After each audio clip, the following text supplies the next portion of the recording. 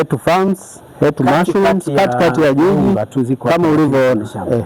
So hii unahitaji kufyeka miti? Hapana, hapa tumekata mtu yeyote, tumejenga, na hii ndio nyumba yenyewe sasa ya kuoteshea uyoga.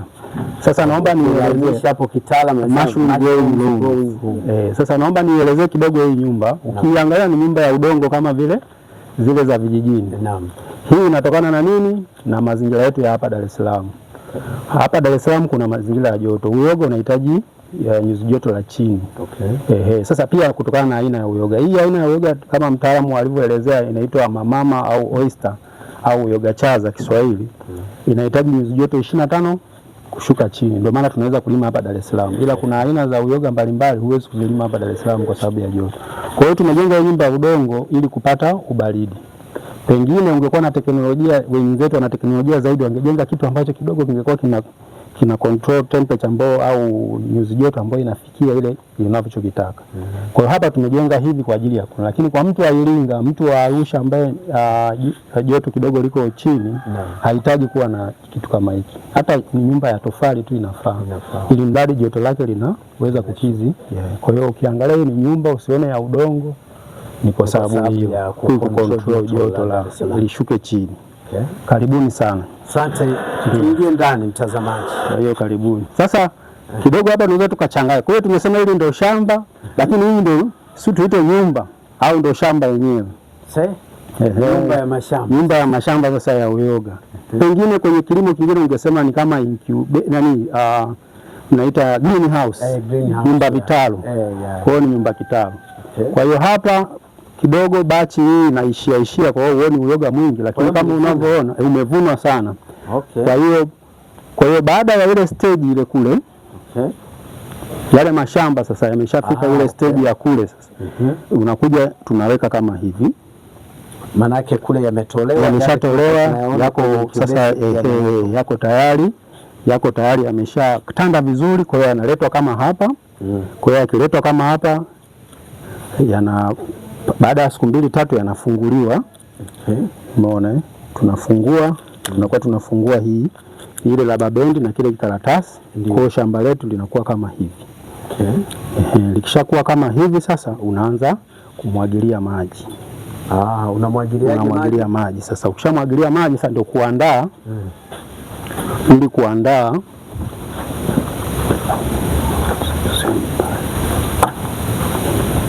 hii ndo ya kumwagilizia maji. Kwa hiyo inategemea na mtu mwingine, anaweza kutumia ile ya kumwagilia keni ya pampu, lakini sisi tunatumia hii kwa ajili ya, kwa sababu tunakuwa na mashamba mengi yanakuwa yamejaa huku. Kwa hiyo ukishaweka ukafungua, baada ya siku 2-3 unaanza kumwagilia maji. Maji yanamwagilia kama mvuke, sio ile kama mvuke fulani, upate mvuke fulani hivi. Kwa hiyo inakuwa hivi, inakuwa kubwa. Kwa hiyo unaendelea unakuwa unamwagilia kama mvua fulani hivi. Kwa hiyo unakuwa unamwagilia baada kama siku 5 hivi. Utaona uyoga unaanza kutoka sasa. Na hapo unatunza vizuri, unamwagilia asubuhi, mchana na jioni. Kipindi cha joto kama hivi unamwagilia mara 3. Kipindi cha kawaida kile mara asubuhi na jioni unamwagilia. Kwa hiyo utaanza kuwa unamwagilia. Nadhani naweza kusema ni rahisi. Yaani ni kilimo ambacho tunaita smart agriculture. Kilimo ambacho nimeona unahitaji kufuata elimu na hatua. Na hasa usafi, kuzingatia usafi, kwa sababu hii tunaita ni kilimo asilia, na mtumiaji anaenda kula kama kilivyo, kwa sababu akichuma tu anaenda kula. Hauhitaji kuosha, hata kitokea imechafuka hauhitaji kutumia mbolea viuatilifu vile kupuliza kuua wajidudu, hapana. Hiyo ukikosea tu, kama umekosea ile shamba limechafuka, tutaona kwenye changamoto, unalitupa uanze tena. Tuone uyoga ambao umechomoza sawa katika moja ya mashamba hapa. Sawa. Sasa baada ya siku 3 umemwagilia vizuri, matunza shamba lako vizuri, siku 3, 4 mpaka 5, utaona vitu vinatokea, vitu kama hivi hapa. Unaona? Leo tuone huku. Baada ya siku 3, 4, 5, hili shamba kidogo limeshatumika, lakini kwa sababu hatuna, lakini baada ya siku 3, 4, 5 utaona vitu huu sasa mkubwa. utaanza kutoka kitu kama hiki, yani vinaanza, unaona kitu kama hiki kama tuvinani hivi. Huu ndo uyoga wenyewe sasa, unaita fruiting, ndio inaanza sasa kutoa na wanasemaga uyoga unakuwa haraka haraka siku 3 asubuhi. Kwa mfano baadaye tukiona huu utakuta umeshasogea huko kama hapa. Baada ya siku 3 tunavuna. Na maximum au kwa kadirio la juu kabisa uyoga unatumia siku 40 unaanza kuvuna. Kwa hiyo kuanzia process ndugu mtazamaji, hii ni moja sasa, tutaelezea baadaye changamoto. Hii sasa imechafuka, hii ni kuvu nyingine. Ni uyoga mwingine au kuvu nyingine. Kwa hiyo kama huu maana yake umechafuka, inabidi utupe. Lakini ukiangalia huu ni uyoga. Huu hapa umeanza kama kuota hivi. Ila hii ni kuvu, nitaelezea baadaye kwenye changamoto za kilimo chetu cha uyoga, sio kwamba kinaenda vizuri. Sasa baada ya siku 3-4 itafikia hatua kama huu hapa. Utafikia hatua kama huu. Huu ambao ni mkubwa. Huu sasa unakuwa tayari. Hapa ni baada ya muda gani hapa? Hapa baada ya siku 3-4. Ndio ile wanasema uyoga unakuwa kama uyoga. Siku 3-4 unavuna. Unaona unakuwa kama huu. Sasa huu uko tayari kwa ajili ya kuvunwa na kwenda sokoni. Na tutazungumza tutakapokaa mambo ya soko na namna ambavyo. Kwa hiyo huu unauvuna. Unaweza kuvuna ukauona jinsi ninavyovuna. Navunaje?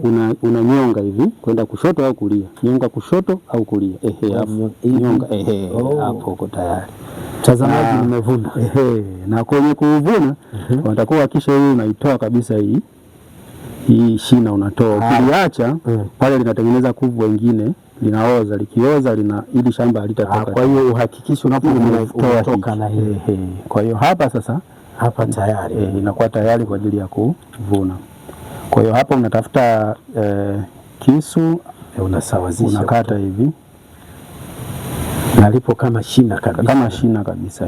Kwa hiyo huu sasa ni uyoga tayari sasa kwenda sokoni, kwenda kuliwa kama nilivyosema. Hautumii dawa yoyote. Kwa hiyo hapa mtu anaenda haoshi wala anaenda kupika moja kwa moja. Kwa hiyo lazima usafi uzingatie. Basi safi kabisa. Mtazamaji bila shaka ameweza kuona hizi process. Ndio. Kutoka mwanzo tulipoanza zile takataka, sikudhani kama tutapata kitu kama hiki mwisho wake kabisa. Na tukisalia hapo sasa, haya tumeyashika, ndio mavuno yenyewe. Soko likoje? Soko lipo. Ila tunasema lazima uende utafute mtu anayehitaji uyoga. Changamoto kubwa katika soko ya uyoga ni kwamba mtumiaji hajui anaupata wapi uyoga. Ni kama wewe, nadhani ulikuwa ufahamu kama hapa ni shamba la uyoga. Kwa hiyo yule anayetaka uyoga hajui anaupata wapi uyoga. Lakini naamini naye lima sijui nani anayehitaji uyoga. Ila ukiweza ukatoa hiyo ombwe, soko ni kubwa kiasi kwamba wewe unaweza ukalima ukashindwa ukazidiwa hata kiwango. Lakini wakulima wengi wanalalamika soko hakuna kwa sababu hawatafuti masoko au hawajitangazi. Na wewe ni muda mrefu toka umeanza, tumesema ulianza nimeanza mwaka 2015 rasmi nimekuja kusajili kampuni mwaka 2023. Kwa zaidi ya mpaka sasa. Uzoefu wako unavyoona ni kitu ambacho kimekuletea manufaa hata katika maisha. Naona una timu unaofanya kazi hapa. Ndio. Kitu bado tunaendelea hivyo, nasema bila huu uyoga nisingefanya shamba kama hili. Kama nilivyosema, nilianza na sehemu ambayo ilikuwa ni huko mbali kidogo na mji, lakini baadaye nimejenga shamba kama hili na pia lakini faida kubwa ambayo kwa sasa hivi ninaiwekeza bado shambani. Kwa hiyo kama ulivyoona ndugu mtangazaji na watazamaji, hapa tunahitaji usafi wa hali ya juu. Kwa hiyo hapa unapima 97 tunaweka kama 203 hata 205, kwa sababu uyoga unavyozidi kwenda una maji. Kwa hiyo hapo tayari ambayo ni shilingi ngapi hapo inategemea sasa na soko jinsi linavyokuwa. Likiwa vizuri mpaka 3500, 3000 wengine wanategemea. Na hizi ni gramu. Hizi ni gramu.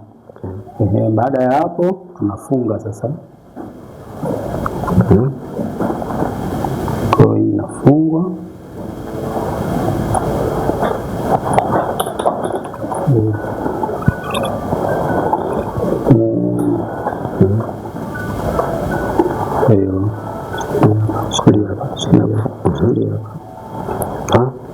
Kwa baada hapo sasa inafungwa.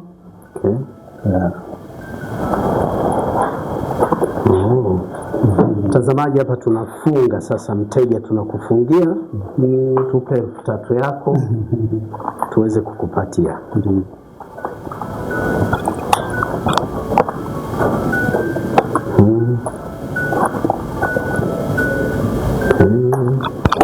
Safi, tunafunga vizuri. Huu ni uyoga fresh mtazamaji. Uyoga fresh kabisa kutoka shambani hapa. Alafu na tuna lebo shambani, head mushrooms. Okay. Tunachukua hii lebo kuweka lebo hapo. Safi. Mtazamaji, umekosa nini sasa ukipata namna hii? Ni gram 200. Hapo utaandika uzito wake, utaandika na expiry date. Kwa muda wa kuishi.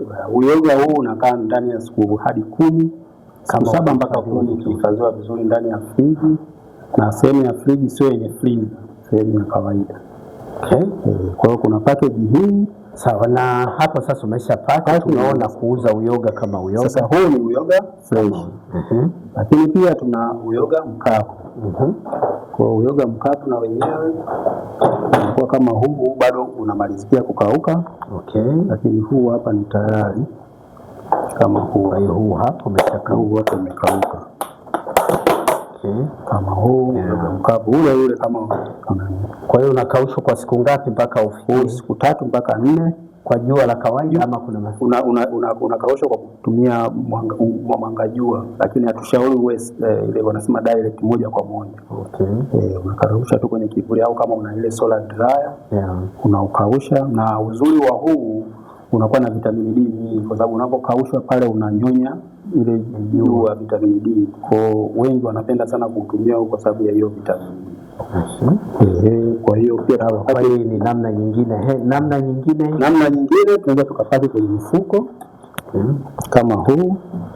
Hii hapa, hii na yenyewe inapakiwa nusu, inategemea na mlaji na mteja anahitaji kiasi gani. Hii paki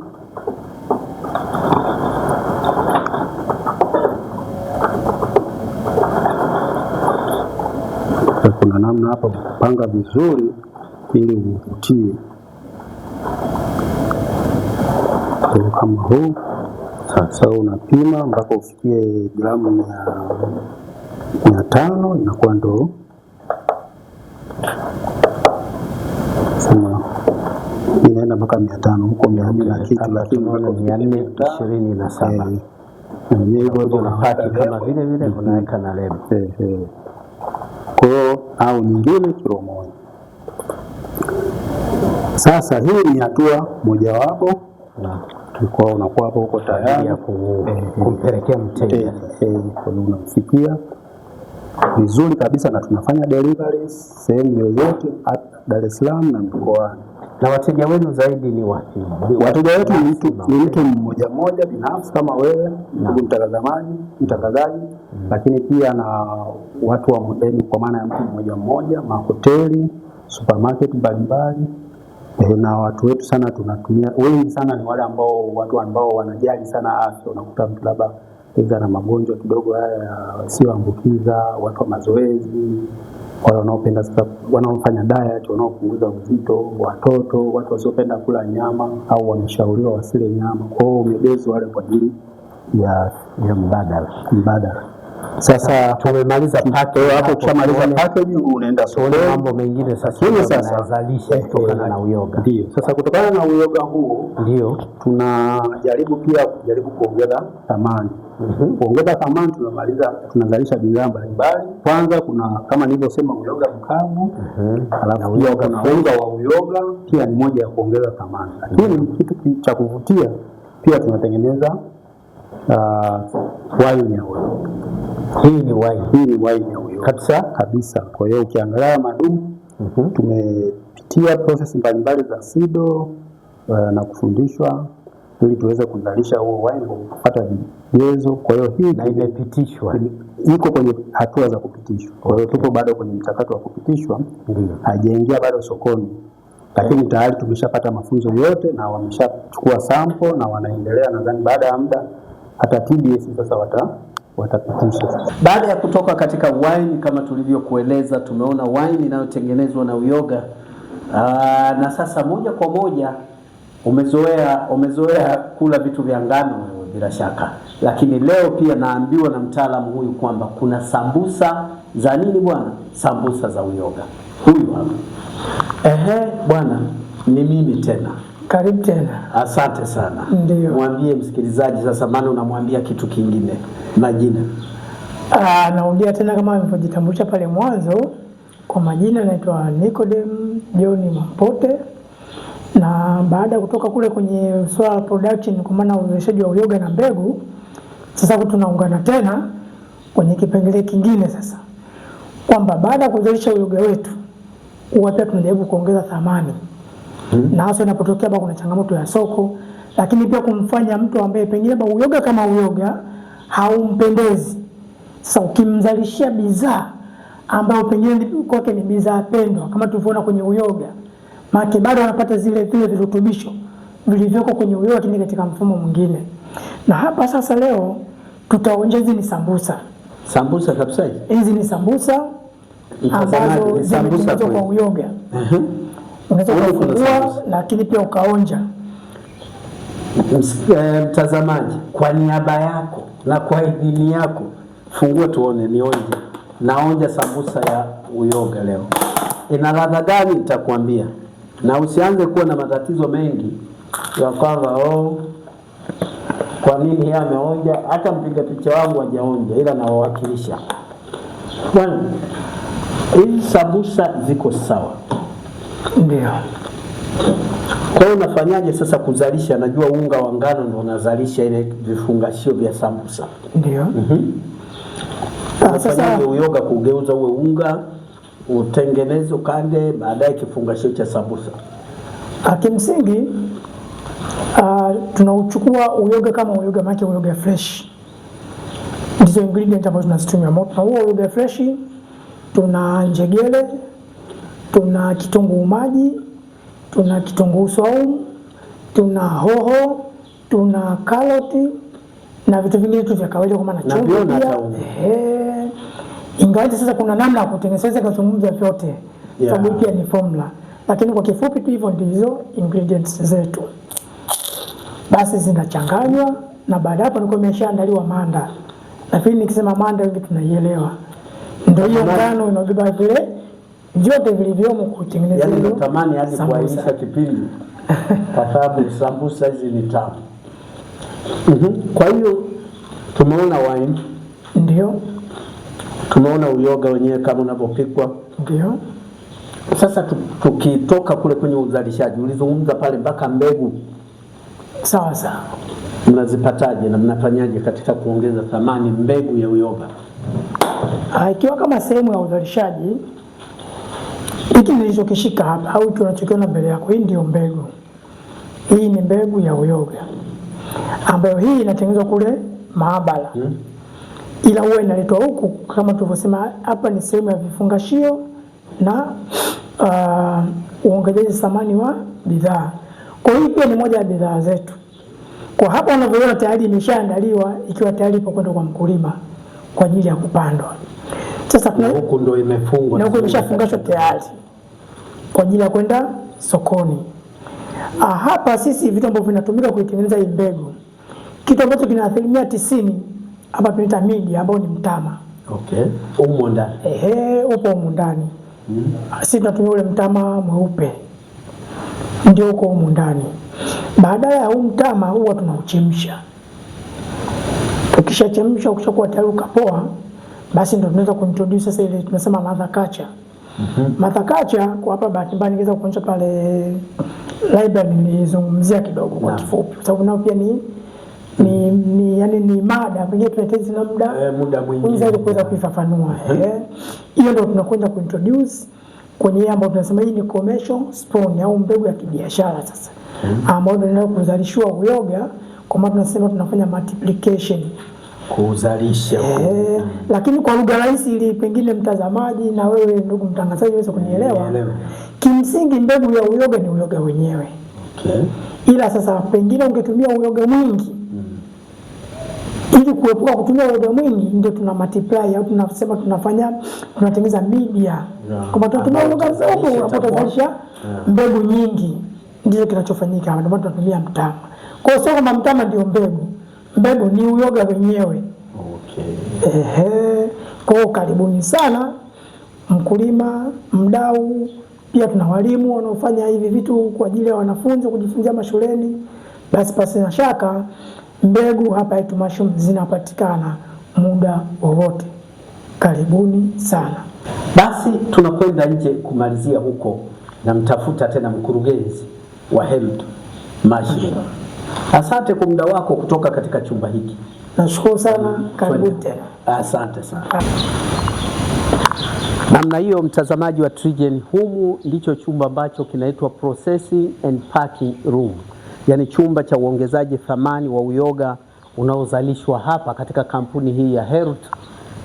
Ni huku kuchanika. Sasa namwelekea mkurugenzi tumalize, baada ya kutoka kuzungumza na mtaalamu humu akieleza mpaka kile ambacho amekuwa kizalisha zaidi, zikiwemo sambusa ambazo mtazamaji wangu mimi nimezionja kwa niaba yako, na uwe mwaminifu, utulie kama nanyolewa kwamba ninayokuambia ni kweli, kwamba ni tamu na nzuri.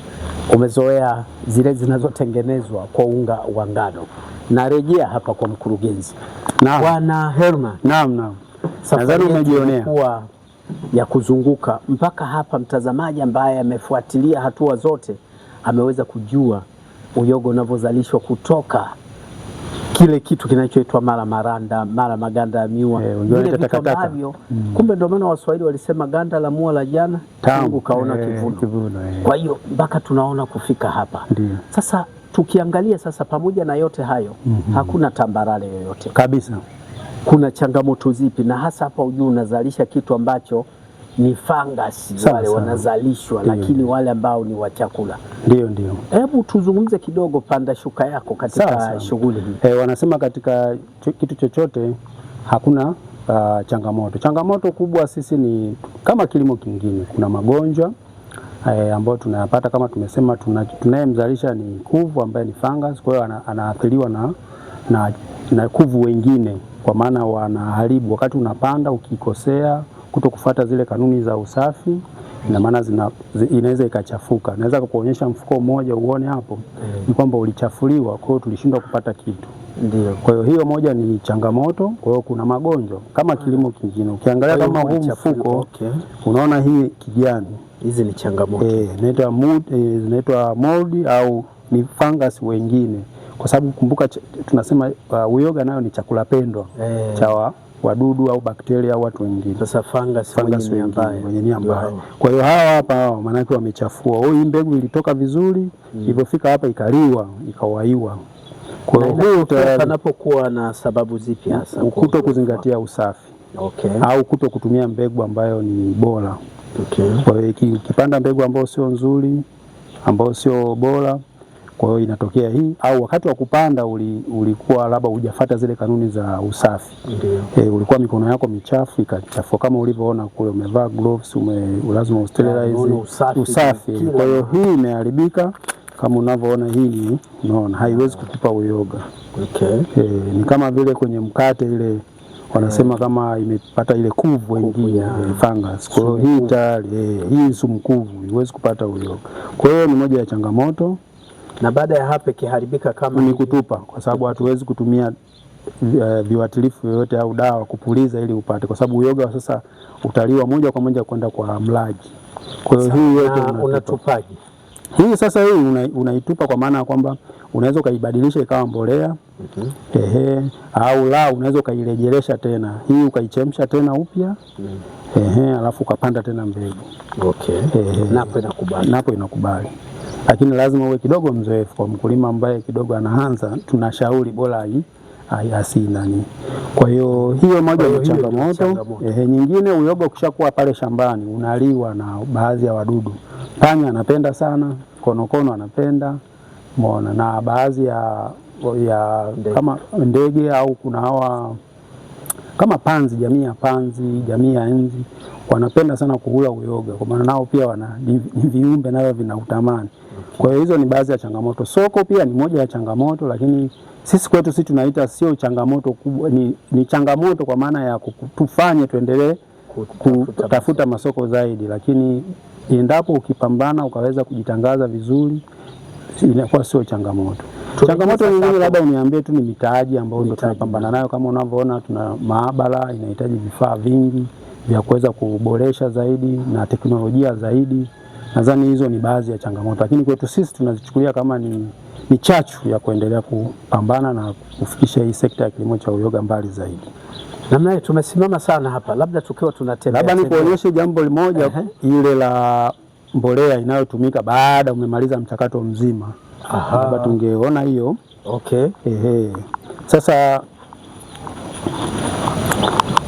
hii nadhani wakati wa mtaalamu Niko alikuelezea kuhusu kwenye kupikia kwamba haya sasa ni baada ya kuvuna. Umepasha kula uyoga wako, umeshaenda sokoni. Sasa haya ni yale masalio au mabaki baada ya kuvuna. Huwezi kuyaingiza huku, lakini sisi haya tunatumia kama mbolea. Na mbolea hii ni asili sana, mbali ya kutumia kama kuni au kwa ajili ya kuchemshia, lakini hii tayari ni mbolea moja ambayo kama umeona maua yetu tunatumia pia mboga kijani kabisa. Majirani wanachukua kwa ajili ya kuoteshea. Kwa hiyo tunasema kilimo cha uyoga ni kilimo rafiki kwa ajili ya mazingira, kwamba tumechukua takataka kutoka kwenye mazingira yetu ambapo pengine yangechomwa au yangetupwa, yangechafua mazingira, lakini tumeyachukua, tumeyachakata, tumezalisha, tumepata chakula bora chenye virutubisho vingi mwilini, tumeimarisha afya zetu, lakini bado tena haya tunatumia tena kama mbolea tena kwenda kuzalishia matunda, mboga. Na huu unaona hii tayari iko tayari kwa ajili ya kuzalishia tena. Na mimi huu nitakukabidhi huu mfuko. Ukazalishie ukalimie kulima kwenye makopo. Mimi nakushukuru sana. Kwa hiyo ukazalishie huu. Lakini mbolea moja ambayo ni nzuri ni organic. Kwa hiyo tunahamasisha sana. Tunahamasisha watu walime uyoga kwa maana ina mzunguko mkubwa sana katika jamii yetu, kiafya, kiuchumi, kimazingira. Kwa hiyo tunatunza mazingira, tunaimarisha afya zetu, bado tunapata tena kipato. Namna hiyo tunaendelea na ziara. Tuangalie kidogo wakati tunakwenda huku, kuweza kuona ni nini hasa ambacho tunaweza tukazungumza mwisho tukiwa tumesimama hapa. Sawa. Hapa kwenye utambulisho kabisa wa kampuni yetu yenyewe. Ndio. Health Mushrooms. Ndio. Sasa wewe umetana baharia, wewe ni mtu umezoea, bila shaka utakuwa umedadisi kujua faida kiafya za uyoga. Ndio.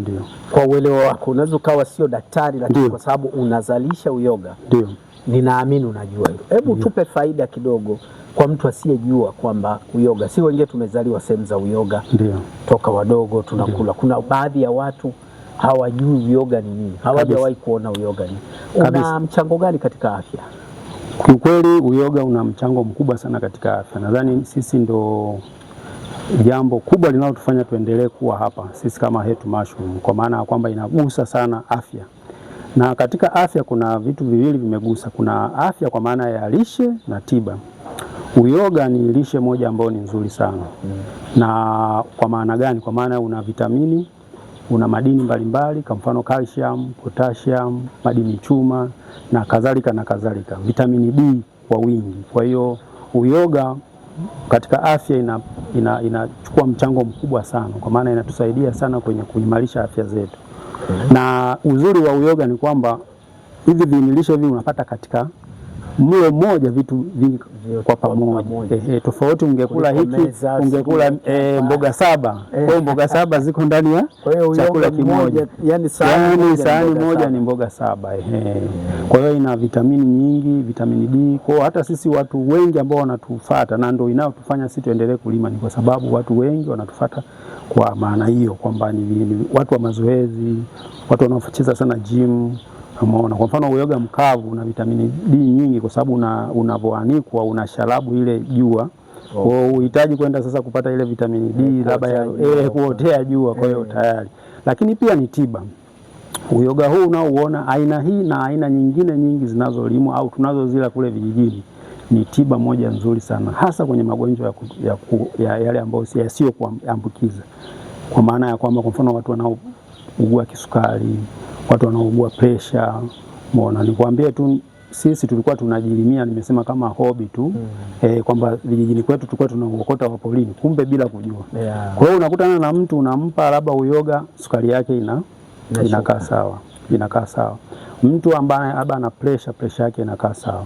Kwa hiyo niwaambie tu Watanzania na watu wote ambao pengine mtu hali uyoga, ni kwamba uyoga unatumika kama tiba. Pengine ni aina hii, lakini kuna aina nyingi. Kuna uyoga upo kabisa maalum kwa ajili ya kutibu kansa, wanatumia. Na sisi tusiseme sio kibiashara, ni kwamba shuhuda za watu. Mtu anatufuata anatuambia, bana, mimi nimekatazwa labda kula nyama au nimekatazwa kula kitu fulani kwa sababu ya nini, labda ana ugonjwa fulani. Kwa hiyo anaambiwa ale kama tiba kwake.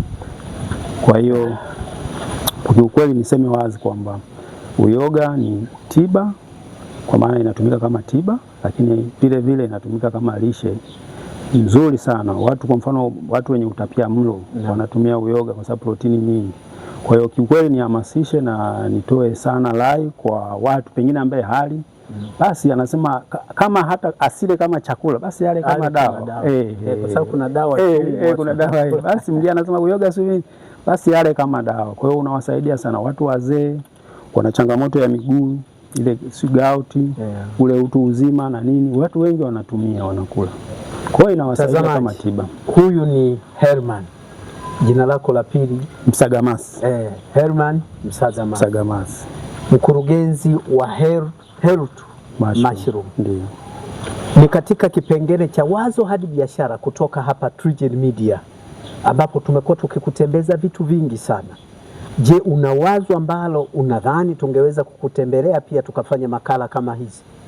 Tunagusa maeneo mbalimbali kuyazungumza yale yamkini hayajazungumzwa sana, lakini yameleta fursa katika maisha, iwe ajira, iwe afya, na hata mtu mwingine kuweza kujifunza kama anavyofanya Bwana Herman sasa. Lakini kwa wewe unaweza ukawa na wazo, unataka labda kujua wanazalishaje uyoga, unaufahamu uyoga, wewe si miongoni kati ya wale ambao hawajui, basi ni muda wa kufuatilia makala hii mwanzo hadi mwisho.